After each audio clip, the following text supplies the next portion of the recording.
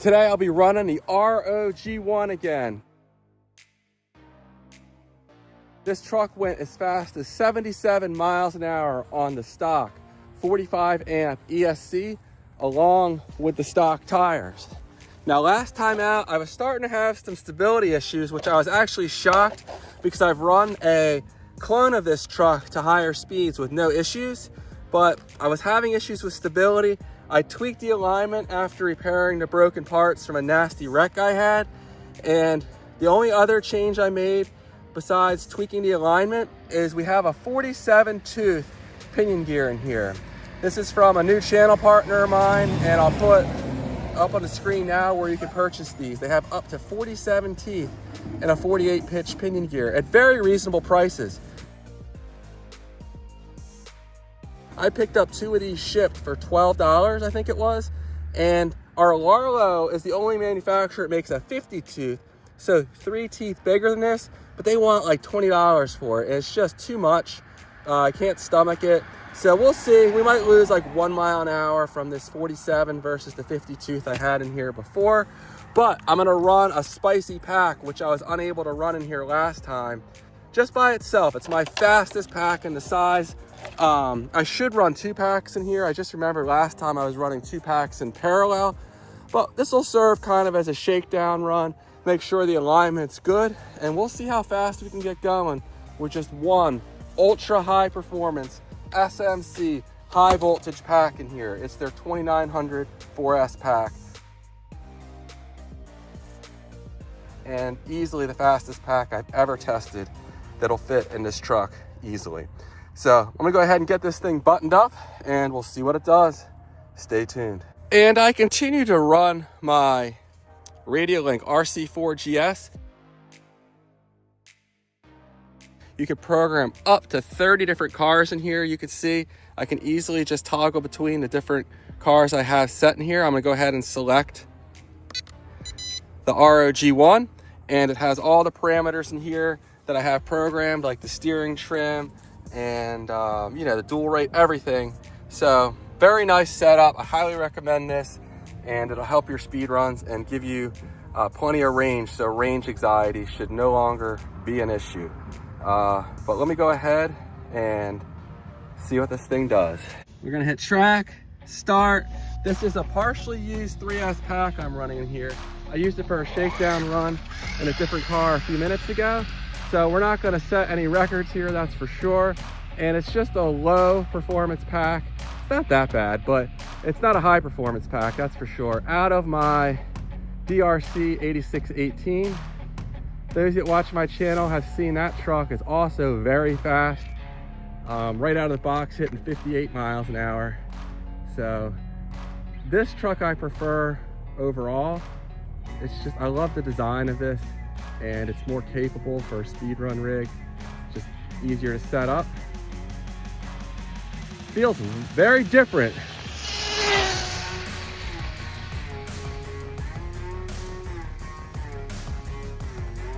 Oh, and I'm talking about running this thing on 4S, or at least in my mind, I'm thinking about running it on 4S and wondering why it's so fast on 3S. That's because I'm running the stock receiver. So I just barreled into this thing at full throttle and wondered why it was going so freaking fast. Almost lost it, and that was because this thing is a 3S setup and it goes well into the 70s on 3S. That DRC is running 4S to get these speeds. So we'll do one more run and be a little more careful this time. Full throttle. It's less twitchy than it was.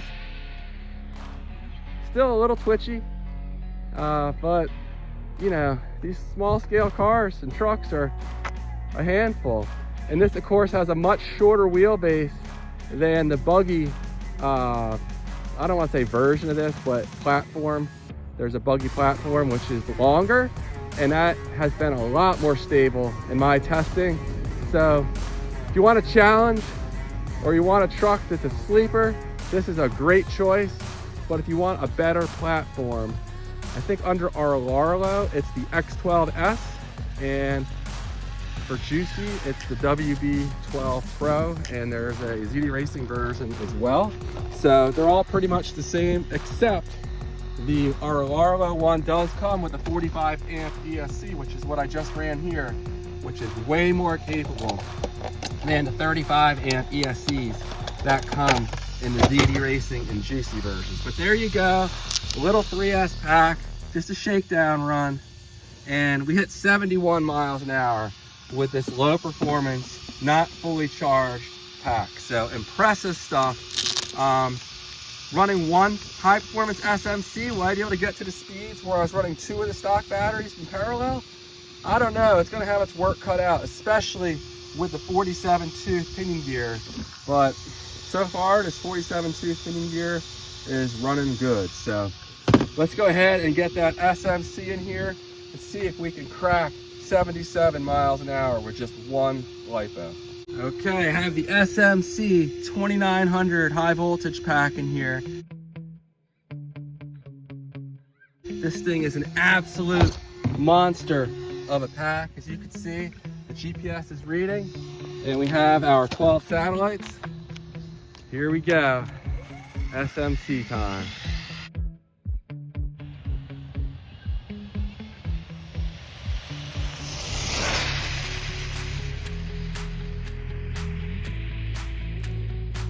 Nice 3S pull right there. Oh, oh, oh, oh. First time I've gone out of range with this thing. I need to tweak that alarm. It's set a little late. It did alarm for me, but it was a little late. I have a stubby little piece of antenna hanging up, and gonna need to make some adjustments there. But just so you can see there's no shenanigans, here's the GPS and the time. I gotta drive down there and get it. Just went off the road a little bit here, but did we reach 77, 78 miles an hour running one SMC pack? One pack is more powerful than 2 of the stock packs. I wish I had 2 of these to run. Probably get it up maybe 79 or even 80.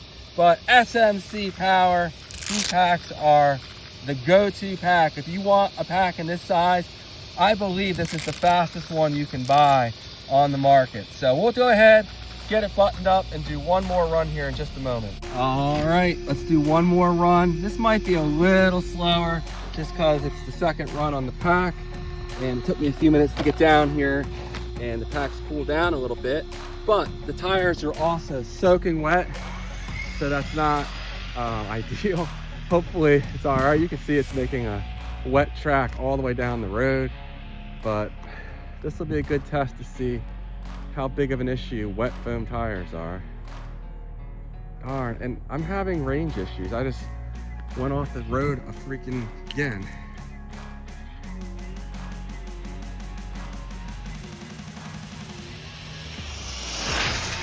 Full throttle. Nice and stable, and we'll call it quits right there. No need to push this thing too far. That honestly felt a little slow, but it may just be, you know, I'm not used to it. This thing is so much fun though. I'm gonna run it again just because why not? Easing into it. The wet foam tires seem okay. Rock solid.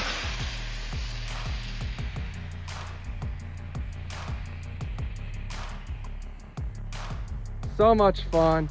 45 amp stock ESC. Let's see if we can get another run in here. Let's just see how much this thing can take before it starts to overheat. Is it gonna hit thermal shutdown? I don't know. Rlaarlo, in my opinion, makes the best budget cars and trucks on the market. Just so much potential, so well thought out. Absolute love them. A joy to drive. And let me thread the needle here, get out in front of these cars and trucks that are coming.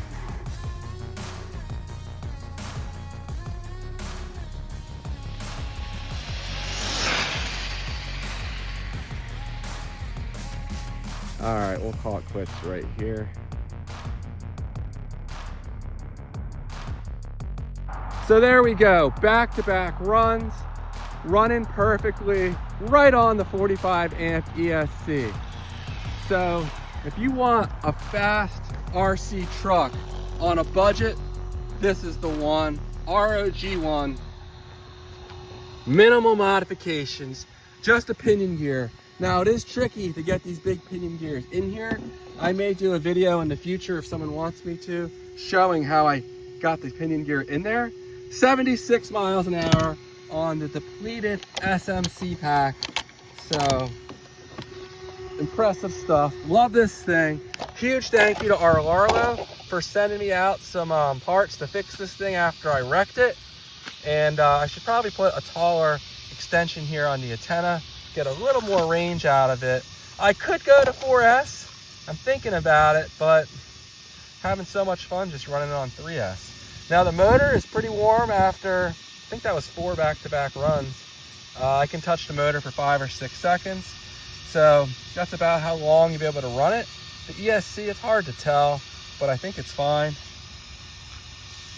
And again, that pinion gear, 47 tooth. It may have been slightly faster on a 50 tooth, but we did quite well just running this 42 pinion gear. So if you have any questions on how I got this in here, again, let me know. I can make a video. I did have to grind down the area of the pinion where the grub screw goes. But if you have a Dremel tool, I have a pretty good method that only took me like 10 minutes to do, maybe even 5 minutes the second time I did it. So, you know, it's not that bad. And you can pick one of these up. I think they're selling for about $140. And only modification I have is I'm running a different radio transmitter. You can run the stock one and get it pretty darn fast. I just did that for some extra range. And the pinion gear, literally just a pinion gear and an aftermarket battery. And this is my favorite pack on the market that will fit in these cars. It'll fit in just about anything that takes a standard size 2200 pack. It's very compact for being a 2900, and these things are not that expensive. I shouldn't say this because they'll probably jack the price up, but they could easily charge more for these packs because they crush everything else on the market, and their price is competitive with other packs on the market. All right, guys, that's all I have for this one. Thanks for watching. 78 and backed up with a 76 mile an hour run. And the ROG1, awesome truck. All right, guys, I'll see you in the next one. Take care.